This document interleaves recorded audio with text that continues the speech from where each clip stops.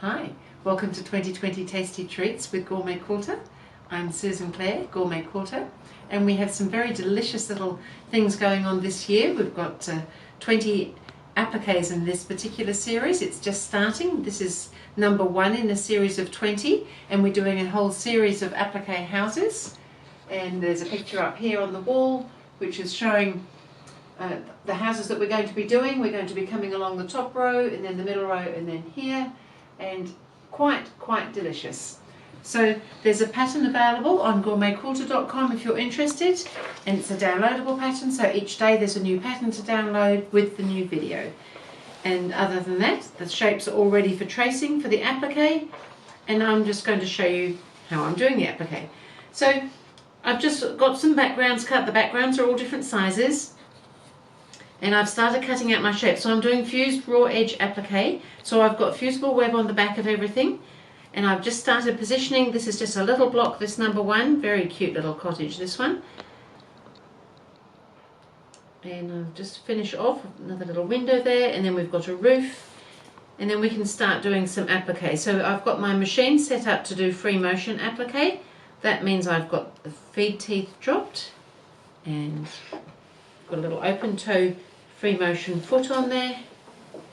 And also we do need to use some sort of stabilizer when we're free motion stitching, so I'm just using a light cotton batting because that works really nicely. It holds the stitching really well, and that's what I'm using.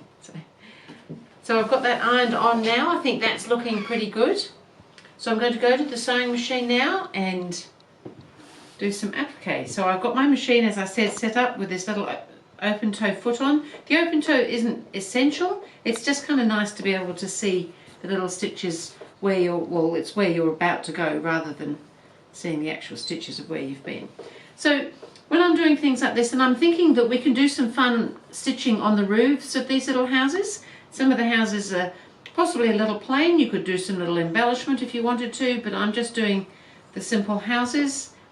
And I think what I would probably do would be to start here at this little door and just come around.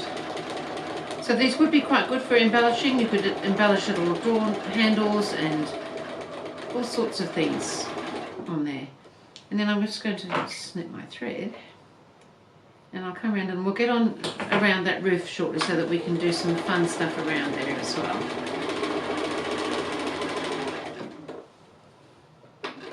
So really you can see it's very straightforward. I'm moving the fabric, creating the stitch length as I go. I've just come straight onto the roof there so that I can go all the way around it. So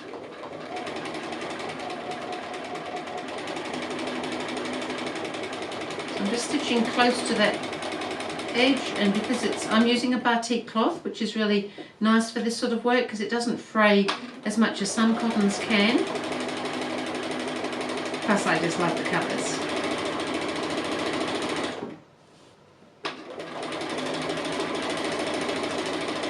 So really this is very straightforward, so I might just keep going and then I can show you what I'm going to do when I do some fiddly stuff on the roof.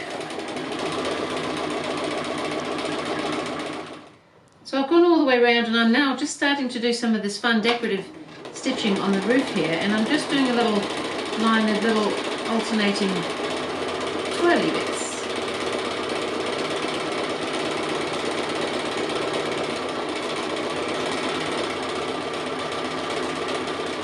And then I'm going to do another line, so then I'll come along here and come along again and do some more. Kind of fun to have a little play, and roofs seem to be an excellent place for playing with stitching, perhaps not actually playing on a roof.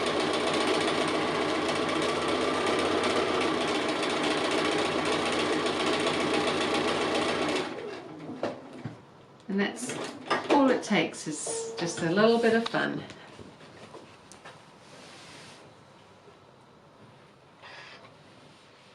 So I'm not sure if you can see that stitching, but it's kind of fun to do all that sort of thing and have a little play. It doesn't have to be an exact thing, and that's part of its charm, that it isn't so exact. So we'll start putting them up here. We're going to build our little village up here of houses. And that is house number 1 done already. Only 19 to go. How amazing is that? So thank you. I will see you again with house number 2.